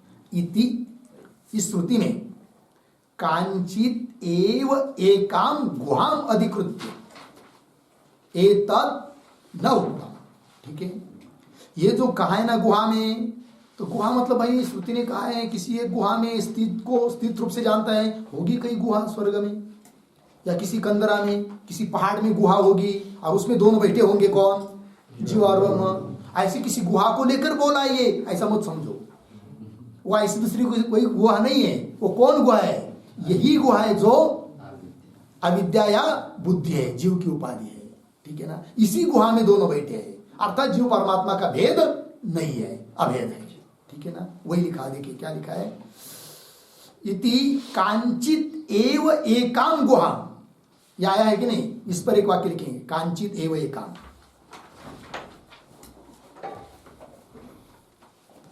तो लिखते हैं कांचित एव एकाम गुहाम, ये आया है कि नहीं? उसके ऊपर एक वाक्य टिप्पणी लिखते हैं, जीव स्थानात् अन्याम, जीव स्थानात् अन्याम काचित गुहाम उद्दिश्य, काचित गुहाम उद्दिश्य न उक्तम, न उक्तम किंतु किंतु जीवस्थान भूताम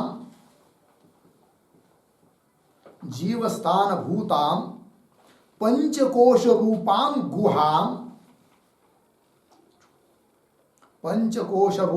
गुहाम अधिकृत्य बराबर निमित्तीकृत्य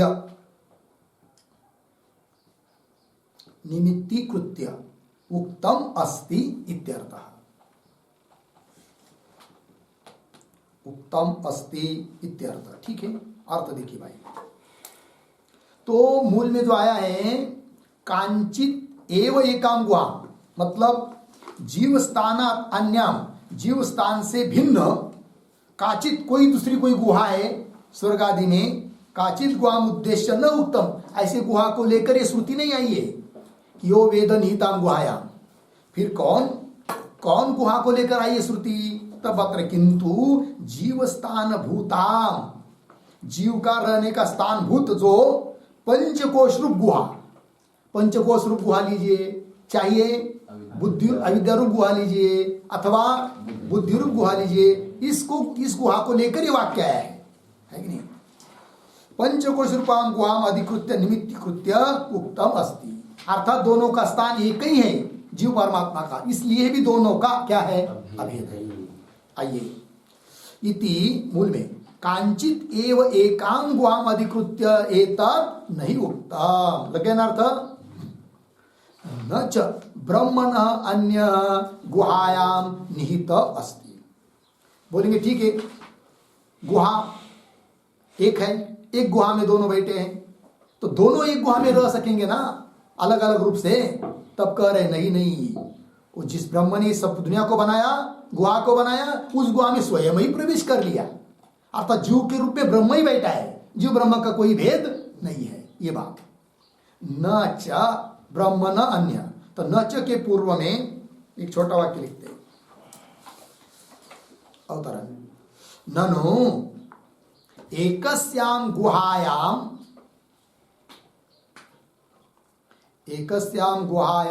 द्वौ किम न स्याताम, द्वौ किम न स्याताम इति अतः आह न च इति, अतः आह न च इति। ठीक है, देखो भाई, ननु कोई कहेगा एकस्याम गुहा, एक ही गुहा में दोनों भी क्यों नहीं रह पाएंगे? किम न स्यात्, तब कह रहे नहीं, न च ब्रह्मण अन्य गुहायाम निहित अस्ति, थोड़ा अन्वय, च ब्रह्मण अन्य गुहायाम निहित न अस्ति, न का अन्वय अस्ति के साथ, और ब्रह्मण अन्य, ब्रह्म को छोड़कर दूसरा कोई गुहा में निहित नहीं है, स्थित नहीं है, प्रविष्ट नहीं है, ब्रह्म ही गुहा में बैठा हुआ है। लग गया? क्यों? श्रुति बता रही है आगे, तत्सृष्ट्वा तदेव अनुप्राविशत्, इस गुहा को, जगत को उत्पन्न करके उसमें वो स्वयं ही प्रवेश कर गया, तदेव अनुप्राविशत् इति स्रष्टु एव प्रवेश श्रवणात्, स्रष्टा जो परमात्मा उसी का प्रवेश बताया है, अतः गुहा में दूसरा कोई स्थित है, जीव भी स्थित है, ऐसा अर्थ नहीं कर सकते।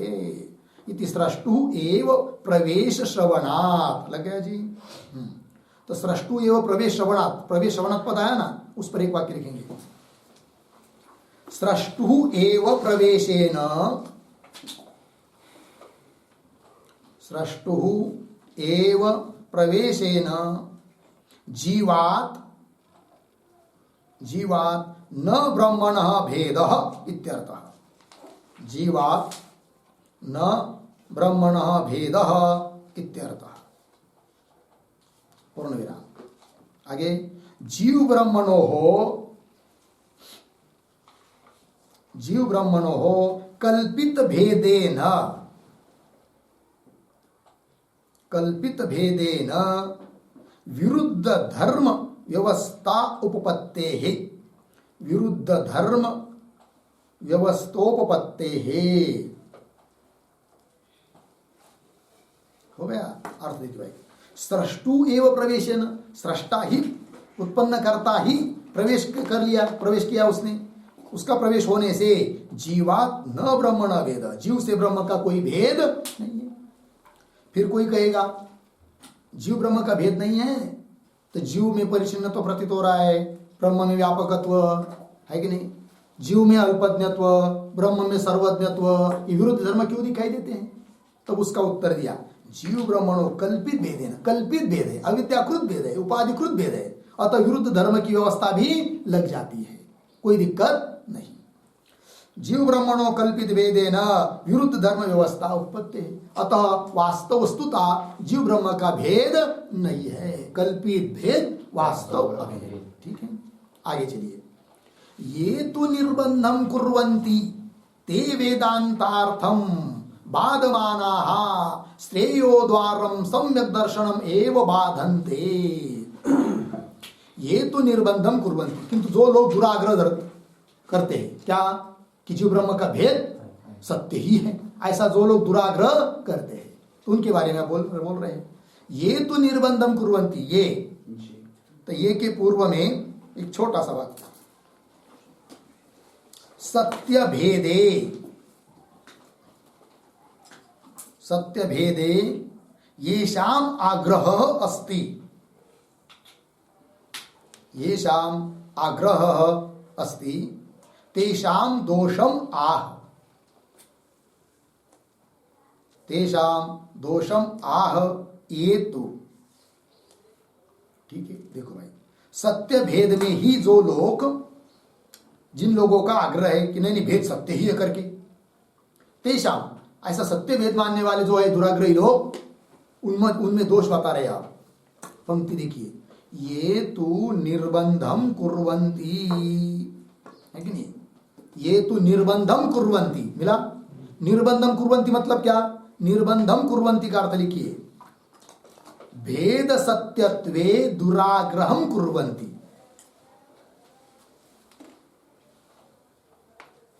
भेद सत्यत्वे दुराग्रहम कुर्वन्ति। ठीक है, चलो, भेद सत्य ही है ऐसा जो लोग दुराग्रह करते हैं, तो क्या फिर आगे, ये तो निर्बंधम कुर्वन्ति ते, ऐसे वो लोग कैसे हैं? वेदांतार्थम बाधमाना, वेदांतार्थ का वो बाध कर रहे हैं, और श्रेयो द्वारम, मोक्ष का द्वार जो सम्यक दर्शन, सम्यक ज्ञान, उसका भी बाध कर रहे हैं। कौन? जो लोग निर्बंध करते हैं, मतलब भेद सत्य ऐसा दुराग्रह करके बैठे हैं, तो वे लोग इस प्रकार का दोष कर रहे हैं, है कि नहीं? तो ये तो है ना, वेदांतार्थम बाधमाना और श्रेयो द्वारम सम्यक दर्शनम एवं बाधन्ते। तो क्या है वो वेदांतार्थ की जिसका बात कर रहे हैं वो लोग? इन सब बातों को समझने के लिए थोड़ा सा लिखेंगे हम लोग टिप्पणी। तो लिखते हैं उद्धरण चिन्ह में, सोयम देवदत्त,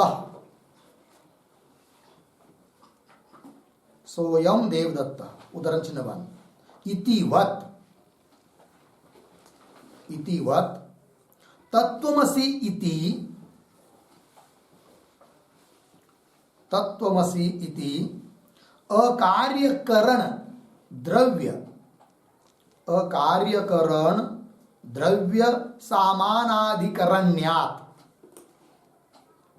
अकार्यकरण द्रव्य सामानाधिकरण्यात्, सामानाधिकरण्यात्, कौंस में लिखिए, कार्यकरण समूह से भिन्न, कार्यकरण समूह से भिन्न द्रव्य का, द्रव्य का सामानाधिकरण्य है, सामानाधिकरण्य है, अतः कौंस बंद, कौंस बंद, आगे अत्यंताभेद वेदांतार्थ, अत्यंत अभेद वेदांतार्थ, अर्धविराम, तद्बोध एव, तद्बोध एव निश्रेयस साधनम, निश्रेयस साधनम, अर्धविराम तस्य बाधः न युक्तः इत्यर्थः। तस्य बाधः न युक्तः इत्यर्थः। ठीक, पूर्ण विराम। नीचे के पंक्ति में पैराग्राफ छोड़कर किंच किंच भेदाभेदवादिनः भेदाभेदवादिनः ज्ञानकर्मभ्याम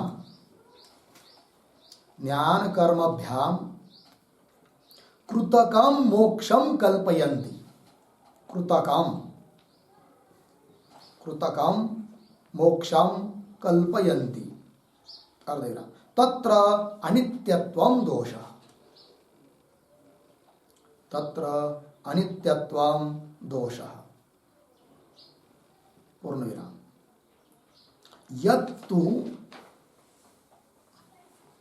यत्तु कृतकम् अपि मोक्षं नित्यं मन्यन्ते। कृतकम् अपि मोक्षं नित्यं मन्यन्ते। अर्धविराम तच्च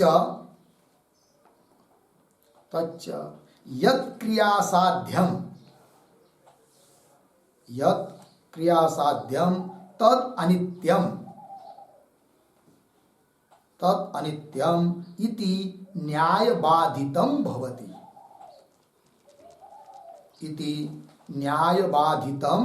भवति। पूर्णविराम न्यायबाधितं भवति। नीचे के पंक्ति में अस्माकं तु अनर्थध्वंसस्य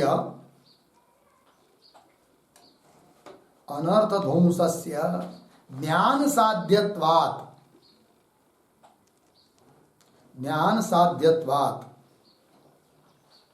नित्यमुक्तात्ममात्रत्वात्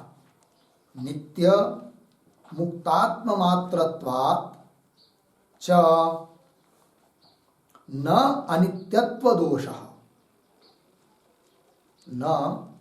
अनित्यत्वदोषः इति भावः। पूर्ण विराम हो गया। चलिए भाई अर्थ को देखिए। सोयम देवदत्त इति उदाहरण है। उदाहरण सबको पता है।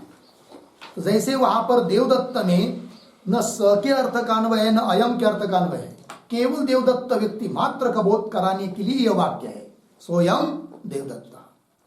तद्देश तत्काल विशिष्ट छोड़ दिया, एतद्देश तत्काल को भी छोड़ दिया, केवल देवदत्त का ग्रहण किया। इतिवत उस प्रकार तत्त्वमसि इति इस वाक्य का भी बोध वैसा ही है। क्या? अकार्यकरण द्रव्य सामानाधिकरण्य अत्यंत अभेद, मतलब कार्यकरण समूह से भिन्न अकार्यकरण है कि नहीं। तत्के धर्म, तत्के वाच्यार्थ के धर्म, त्वम के वाच्यार्थ के धर्म सबको छोड़कर केवल अधिष्ठान एकमात्र चैतन्य का ग्रहण करना है अभेद रूप में। तो अकार्यकरण द्रव्य सामानाधिकरण्यात् मतलब कार्यकरण समूह से भिन्न केवल चैतन्य मात्र का, द्रव्य मात्र का सामानाधिकरण है, इसलिए अत्यंत अभेद। जीव ब्रह्म का क्या है? अत्यंत अभेद है। ये वेदांत का अर्थ है भाई। और इस वेदांत अर्थ का वो लोग बात कर रहे हैं। कौन? जो लोग भेद को सत्य मानते। पंक्ति देखिए मूल में भाष्य में, ये तो निर्बंधम कुर्वन्ति ते वेदांतार्थम बाधमाना। वेदांतार्थ, वेदांत का अर्थ क्या है? अत्यंत अभेद है, इसका बात कर रहे वो लोग। कौन लोग? जो लोग भेद सत्य है ऐसा दुराग्रह करते हैं। ठीक है ना। और क्या कर रहे वो लोग? मूल में आया है श्रेयो द्वारम सम्यक दर्शनम एवं बाधन्ते, आया है ना उसके बारे में। तद्बोध एव निश्रेय साधनम। जीव ब्रह्म का अत्यंत अभेद है और उसका बोध, उसका ज्ञान ही क्या है? निश्रेयस का, मोक्ष का साधन है। उसका भी वो लोग क्या कर रहे हैं? बात कर रहे हैं। क्योंकि उनके मत में भेद है, तो अत्यंत अभेद का बोध श्रेय का साधन वो मानते ही नहीं है, तो उसका भी बात कर रहे वो। ठीक है ना। हाँ, तद्बोध एवं निश्रेय साधनम तस्य बाध, उसका बात कर रहे हैं। किंतु इस प्रकार के वेदांत के अर्थ का और श्रेय के साधन का बात करना उचित नहीं है। ठीक है। तस्य बाध न युक्त इत्यर्थ। ठीक। दूसरी बात क्या जी? हाँ, ते होगा ना इतना, ते वेदांतार्थम बाधमाना श्रेयो द्वारम सम्यक दर्शनम एव बाधन्ते। अंतिम भाष्य में वाक्य आया है कृतकम अनित्यम मोक्षम च कल्पयन्ति। मोक्ष को कैसा मानते हो? कृतक मानते हैं, कार्य मानते हैं और अनित्य मानते हैं, है कि नहीं? अब देखिए जो टिप्पणी लिखी दिया है ना, किंच भेदा भेदवादिनः ज्ञान कर्माभ्याम कृतकम मोक्षम कल्पयन्ति। वो मोक्ष का साधन क्या मानते हैं? ज्ञान सहित कर्म। कर्म से मोक्ष मानते हैं, ज्ञान सहित कर्म चाहिए। और मोक्ष को कैसा मानते हैं? कृतक। कृतकम कार्य, मोक्ष कार्य है, उत्पन्न होता है, ऐसा वो लोग मानते हैं। ज्ञान कर्माभ्याम कृतकम मोक्षम कल्पयन्ति। फिर उसमें दोष आता है, तत्र अनित्यत्व दोष। उसके मोक्ष में दोष है, कौन सा? अनित्यत्व। क्योंकि जो जो उत्पन्न होता है, जो जो कार्य है वो अनित्य है, और जो जो कर्म से साध्य है वो अनित्य है। अनित्य तो दोष उसमें आ जाता है। वही दे रहे आगे, यत तो कृत, हाँ अनित्य तो दोष आ गया। कदाचित वो लोग बोलेंगे, क्या हम लोग मोक्ष को तो कार्य तो मान रहे, कृतक कर्म से जन्य, किंतु उसको नित्य मानेंगे। ऐसा यदि कहते हैं तो उनका वो कहना ठीक नहीं है। वो न्याय का बात कर रहे। फिर न्याय मतलब नियम। कौन सा नियम होता है? यद यद क्रिया साध्यम तत्त अनित्यम। इस नियम का बात हो रहा है फिर, है कि नहीं? वही देखिए, यद तो कृतकम अपि मोक्षम नित्यम मन्यन्ते। कृतक कार्य रूप मोक्ष होने पर भी यदि वो नित्य कहेंगे तो क्या? तच्च यद क्रिया साध्यम तद अनित्यम इति न्याय बाधितम भवति। कि वह उनका कहना इस न्याय से बाधित है। कौन न्याय? यद क्रिया साध्यम तद अनित्यम। जो जो क्रिया से साध्य होता है वह अनित्य होता है। व्यवहार में ये सब नियम दिखाई देता है। जो भी क्रिया से साध्य वो अनित्य है। मोक्ष को भी तुम क्रिया से साध्य मानोगे तो वो क्या होगा? अनित्य होगा। तद अनित्यम इति न्याय बाधितम भवति। लग गया? फिर कदाचित वो कहेंगे, तुम्हारे मत में भी तो ज्ञान से मोक्ष साध्य है, तो तुम्हारा मोक्ष भी क्या हो जाएगा? फिर अनित्य हो जाएगा। कदाचित ऐसा पूर्व पक्षी बोलेंगे। किनको? सिद्धांति हो। तब कह रहे सिद्धांति, अस्माकम तो हमारे मत में तो अनर्थ ध्वंसस्य ज्ञान साध्यत्वात्। अनर्थ का ध्वंस ज्ञान साध्य तो है बराबर, किंतु क्रिया साध्य नहीं है ना। और नियम क्या है? यद क्रिया साध्यम तद अनित्यम। जो क्रिया से साध्य वो अनित्य है। हम मोक्ष को क्रिया साध्य नहीं मानते, अपितु ज्ञान साध्य मानते हैं। दूसरी बात, हमारे मत में सब अनर्थ कल्पित है और कल्पित की निवृत्ति अधिष्ठान रूप होती है। अतः सब अनर्थ जितना भी है उसकी निवृत्ति अधिष्ठान ब्रह्म रूप है और ब्रह्म नित्य पदार्थ है। अतः हमारे मत में मोक्ष नित्य है, अनित्य नहीं। अस्माकं तु अनर्थ ध्वंसस्य ज्ञान साध्यत्वात् नित्य मुक्तात्म मात्रत्वात्। नित्य मुक्त जो आत्मा, उस आत्मा स्वरूप ही हमारा मोक्ष, भाव रूप ही मोक्ष है। केवल हमारा मोक्ष भावाभाव रूप नहीं है। मुक्तात्म मात्रत्वाच्च न अनित्यत्व दोष। अतः हमारे मोक्ष में अनित्यत्व दोष नहीं आता है। लग गया पंक्ति? आइए मूल की अंतिम की पंक्ति, कृतकम अनित्यम च मोक्षम कल्पयन्ति। कल्पयन्ति कौन? ये निर्बंधम कुर्वन्ति। वे ते लोग मोक्ष को कृतक मानते हैं और अनित्य मानते हैं। कृतक मतलब क्रिया साध्य मानते हैं, अर्थात कार्य है, और अनित्य मानते हैं, मोक्षम कल्पयन्ति। और क्रिया साध्य मानकर यदि नित्य कहने का प्रयास करेंगे तब आगे करे न्यायेन च न संगच्छते। ठीक है ना? तो ये जो अंतिम की पंक्ति है ना, न्यायेन, उसके पूर्व में एक वाक्य लिखिए, अवतरण। अथ कृतकः अपि मोक्षः नित्यः एव। नित्यः एव इति यदि मन्यन्ते तत्र आह न्यायेन इति। तत्र आह न्यायेन इति। ठीक है, देखो भैया, अथ यदि कृतकः अपि मोक्ष, कार्य रूप होने पर भी मोक्ष नित्य ही है, इस प्रकार यदि मानते हैं तो उसके लिए उत्तर दे रहे न्यायेन च न संगच्छते। उनका कहना न्याय सिद्ध नहीं है। न्याय नियम, कौन नियम? यत् क्रिया साध्यम तत् अनित्यम। इससे वो बनता नहीं है। न्यायेन च न संगच्छते, न्याय से वो संगत उनका कहना ठीक नहीं होता है। अतः उनका कहना ठीक नहीं है। भेद मानना भी ठीक नहीं है, क्रिया साध्य मोक्षों को मानना भी ठीक नहीं है, भेदा भेद पक्ष ये भी उनका मत ठीक नहीं है। लग गया जी। न्यायेन च न संगच्छन्ते, है कि नहीं? इति हो गया इतना। इति 22 नंबर के सूत्र का भाष्य पूरा हुआ, इसके साथ यह अधिकरण भी पूरा हुआ। तो कुल मिलाकर क्या सार निकला? एक अंतिम का वाक्य लिख लेते सार के बारे में। इति एवं मैत्री ब्राह्मणम, इति एवं मैत्रेयी ब्राह्मणम प्रत्यक ब्रह्मणि समन्वितम इति सिद्धम। ठीक है जी। चलो भाई, इस प्रकार से ये मैत्री ब्राह्मण बृहदारण्यक उपनिषद का प्रत्येक ब्रह्म में ही समन्वित है, प्रत्येक ब्रह्म को ही बता रहा है, जीवा भिन्न परमात्मा का ही कथन कर रहा है, अत्यंत अभेद का ही कथन कर रहा है। लग गया? ये बात सिद्ध हो गई। ठीक है, फिर आगे का 7 नंबर का अधिकरण जो है उसका विचार हम लोग कल करेंगे। ओम पूर्णमदः पूर्णमिदं पूर्णात् पूर्णमुदच्यते पूर्णस्य पूर्णमादाय पूर्णमेवावशिष्यते। ओम शांति शांति शांति।